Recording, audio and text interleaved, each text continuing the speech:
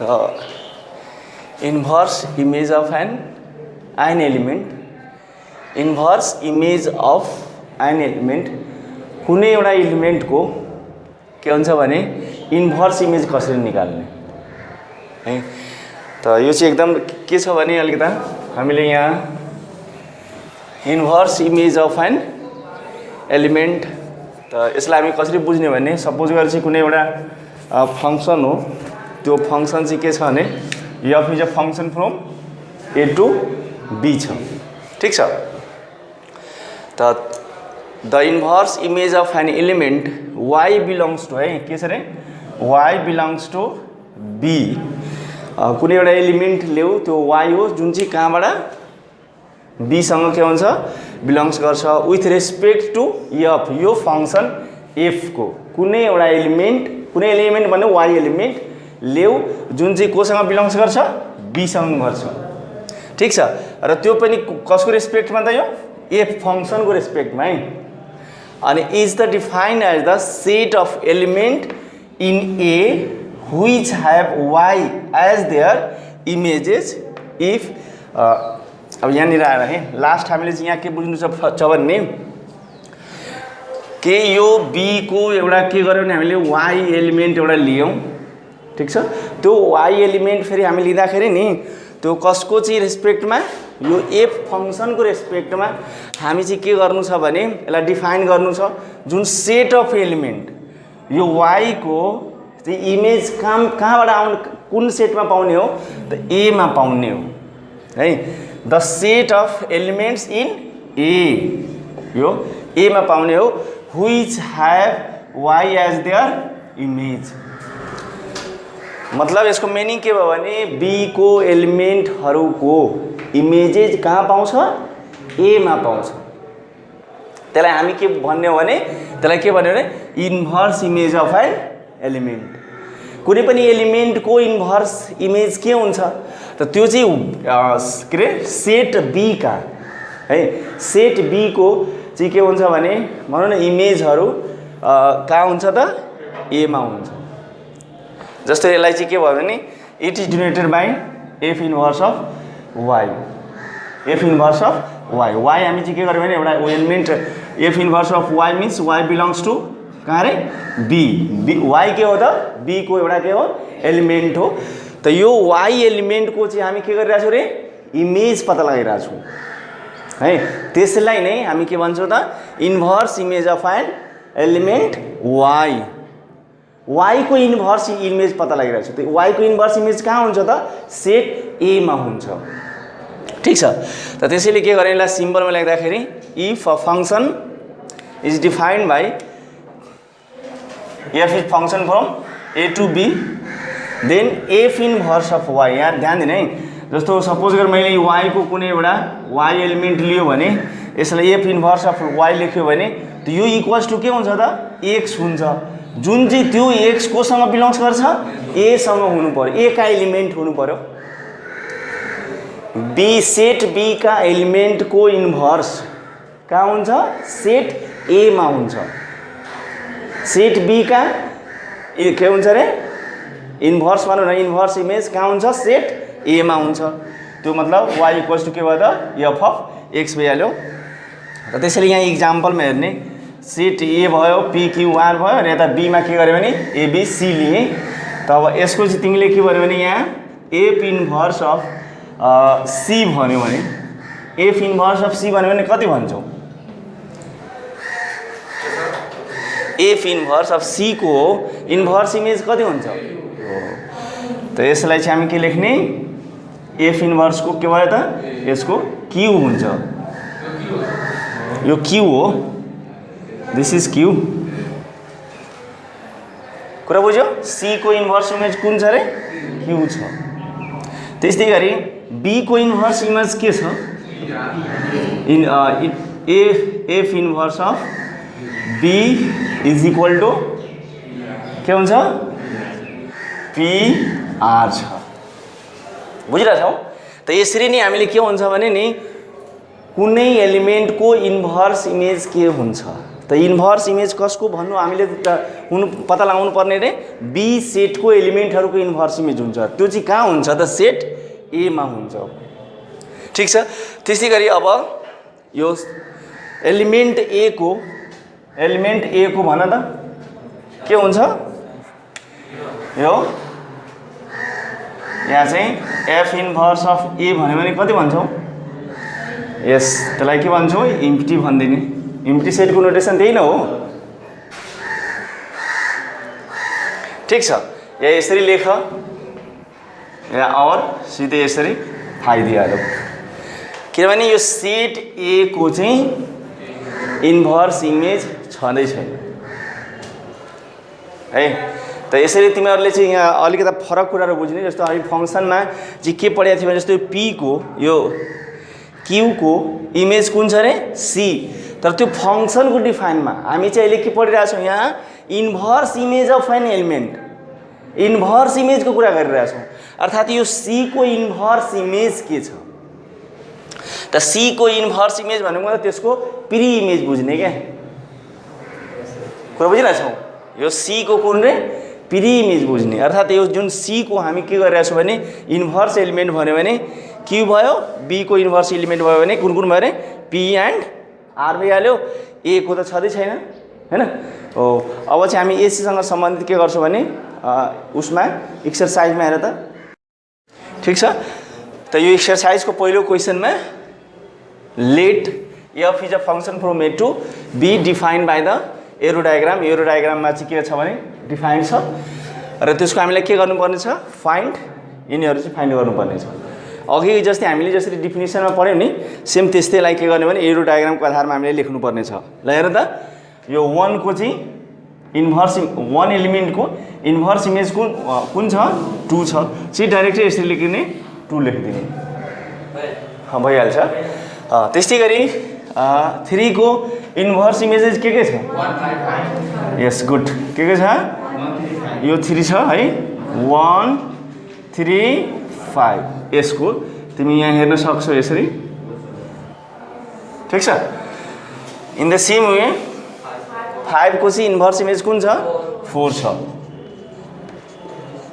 त्यसै गरी 2 को अब यो चाहिँ हेर्न त यसको 2 को छ त इन्भर्स इमेज छैन नि यो 2 एलिमेन्टको के छ इन्भर्स इमेज के छ खाली छ। त त्यसैले चाहिँ तिमी खाली यसरी लेख्न सक्छौ और या सिधै यसरी 5 लेख्ने। अब यसमा आऊ 1 3 5 को इन्भर्स इमेज कुन छ 1 को हेर कति छ पहिला 1 को हेर एक एक गरी हेर्ने 1 को हेर्ने त्यसपछि 3 को त्यसपछि कति गर्ने 5 को 1 को चाहिँ इन्भर्स इमेज कति हुन्छ 2। ठिक छ। अनि 3 को कति छ त 1 3 5 त याद गर्ने है सेटमा कहिले पनि रिपिट हुँदैन। त 1 त बाँकी छ त 1 लेखिदेऊ अनि 3 पनि बाँकी छ त्यो लेखिदेऊ त्यसपछि 5 पनि लेखिदेऊ। अब 5 को चाहिँ इन्भर्स इमेज 4 त्यो पनि के गर लेखिदेऊ। यसलाई अलिकता एरेन्ज गरेर लेखिदिने। एरेन्ज गरेर लेख्यो भने कति हुन्छ 1 2 3 4 5 एक्ज्याक्टली। ठिक छ। यस बुझिरहेछौँ। ल अर्को यसको चाहिँ एफ इन्भर्स 2 एन्ड 4 को 2 को चाहिँ कति छ खाली छ अनि 4 को पनि कति छ अरे खाली नै छ भने हामी यसरी खाली नै छोडिदिने कुरा बुझ्यौ। द्याट इज द ए त्यस्तो टाइपकोमा ठिक कुरा गऱ्यो। अब त्यस्तो चाहिँ त्यस्तो टाइपमा चाहिँ दिँदैन यहाँ लेख्ने हामीलाई सिस्टम कसरी गर्ने त या चाहिँ तिमीले चाहिँ मतलब तिम्रो क्वेसन एकदम राम्रो छ हो। जसरी एउटा चाहिँ भनौँ न अब यो एउटा 2 दिनु पर्थ्यो एउटा चाहिँ सपोज गरेर 1 नै दिएको भए त्यसको कसरी लेख्ने त जस्तो कसरी लेख्ने भने अब हामी इम्प्टी सेटलाई के गर्छौँ त इम्प्टी सेटलाई केले सिम्बल गर्छौँ त गर्दैनौँ नि हो त त्यो त त्यत्तिकै भइहाल्यो। अनि अर्को चाहिँ के गर्थ्यौँ भने हामी 1 को के लेख्थ्यौँ 2 लेख्थ्यौँ। त्यसरी लेख या इम्प्टी सेटलाई हामीले के सिम्बल गर्छौँ भने 5 ले त 5 पनि यसरी यसमा लेख्नु हुँदैन। इम्प्टी मिन्स के हुन्छ इम्प्टी नै हुन्छ क्या त्यो। अनि हामी सिम्बल यसले गर या यसले गर्ने हो।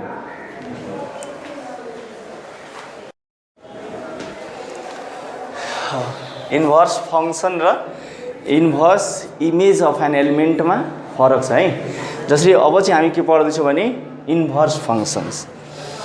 त if F is a function from A to B a bijective. Bijective means what is bijective? Bijective means के हुन्छ बताउ त? Bijective means 1 to 1 and onto function है। बाइजेक्टिभ फङ्सन भन और 1 to 1 and onto function भन एउटै कुरा छ। यदि कुनै फङ्सन बाइजेक्टिभ फङ्सन छ भने त्यसको मात्र चाहिँ के हुन्छ अरे इन्भर्स फङ्सन हुन्छ। त्यसरी यो जहिले पनि याद गर्ने कि जुन फङ्सनलाई हामी इन्भर्स फङ्सन निकाल्न गइरहेको छु the functions must be bijective functions. ठिक छ? Bijective function means 1 to 1 and onto 1 to 1 and onto function. अब 1 to 1 एन्ड अन टुको तिमीलाई क्लियर छ definition? And then a functions can be defined from हेर्ने B to A। अहिले हामी कुन function लिएको छौँ? F is a function from A to B लियौँ।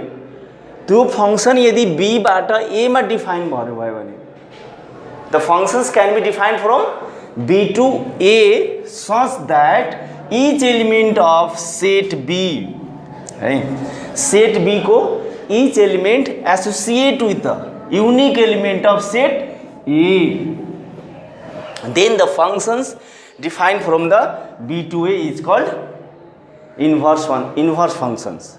Inverse function of the F, it is denoted by F inverse. Extra नेपालीमा के छ भने जसरी पहिला यो इङ्ग्लिसमा सम्झ, किनभने इक्जाम इङ्ग्लिसमा दिने हो, नेपालीमा दिने होइन। तर बुझ सेम यो चिज यदि सेटको डिफिनेसन तिमीलाई क्लियर छ भने यसको पनि क्लियर भइहाल्छ। कुन फङ्सनको इन्भर्स फङ्सन हुन्छ? जुन फङ्सन चाहिँ बाइजेक्टिभ फङ्सन हुन्छ। त मानि हामीले के लियो? एउटा फङ्सन लियो f is a function from A to B लियो।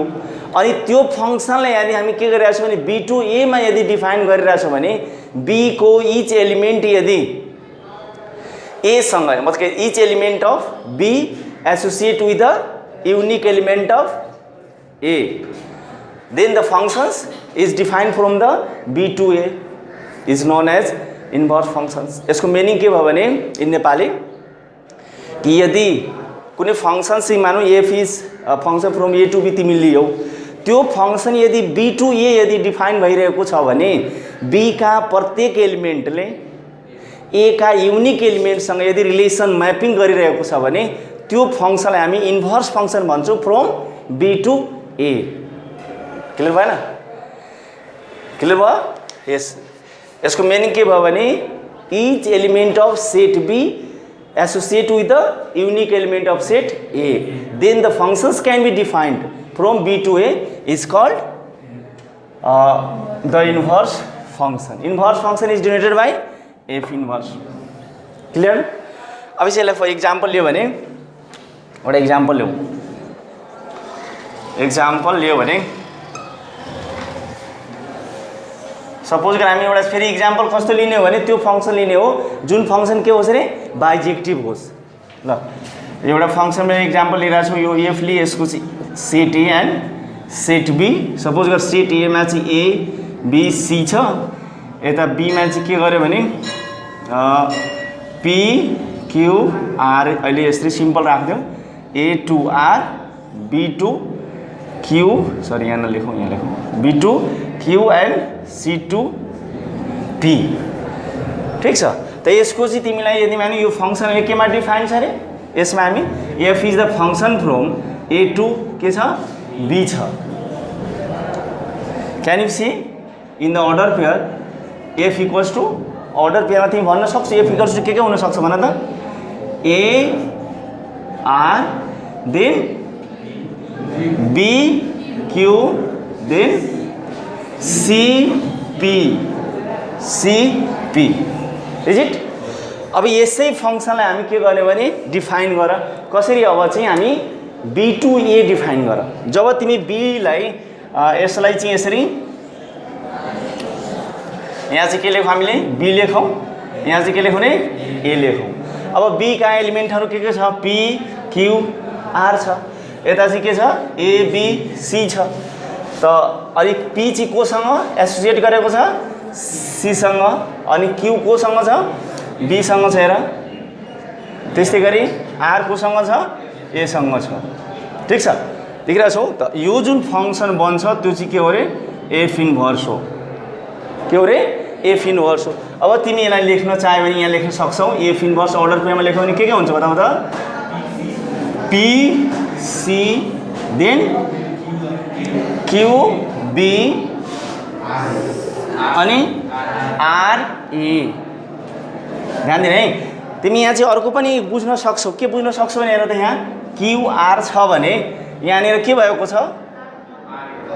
यहाँनिर हेर त यहाँनिर क्यूआर छ भने यहाँ के भएको छ आरक्यू भएको छ यहाँ चाहिँ के देखिरहेको छु बीक्यू छ भने यहाँ चाहिँ के भएको छ क्यूबी भएको छ यहाँ चाहिँ हेर सीपी छ भने यहाँ के देखिरहेको छौँ पीसी भएको छ नि त्यसको मतलब यहाँ चाहिँ यसलाई अब्जर्भ गर्यो भने तिमी के अब्जर्भ गर्न सक्छौ भने हेर्न सक्छौ यहाँ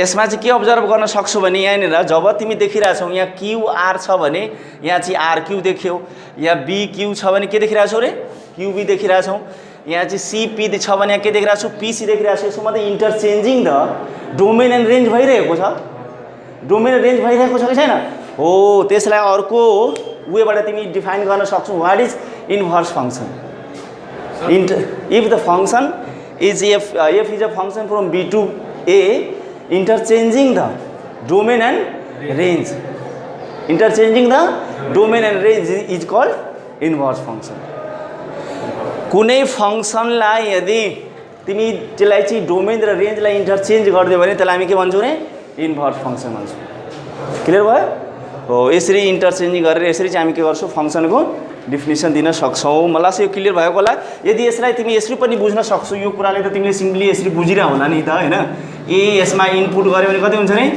आर हुन्छ त्यस्तै गरी यसमा बी इनपुट गर्यो भने आउटपुट एलिमेन्ट के हो रे क्यू यहाँ चाहिँ सी इनपुट एलिमेन्ट भयो भने के हुन्छ यहाँ पी भइहाल्छ हुन्छ नि त्यस्तै गरी यसमा हेर यदि एफ इन्भर्स अफ पी गर्यो भने कति हुन्छ सी हुन्छ त्यस्तै गरी एफ इन्भर्स यहाँ चाहिँ के गर्यो भने क्यू गर्यो भने कति हुन्छ बी हुन्छ ठीक छ in the same way f inverse of R गर्यो भने कति हुन्छ रे ए हुन्छ यो ए छ है यो ए छ र यो क्यू छ ठीक छ दिस इज क्यू यसरी चाहिँ तिमी बुझ्न सक्छौ मलाई चाहिँ क्लियर भएको होला यो ठीक छ यदि अर्को पनि मेथड यसमा चाहिँ के बुझ्छ सपोज गर तिमीले एक्स इनपुट गर्यो भने यतातिर के बनाउँछ ए वाइ बनाउँछ कि एफ अफ एक्स बनाउँछ है या तिमी यसलाई चाहिँ इक्वल्स टु वाइ गर्न सक्छौ र बुझ्यौ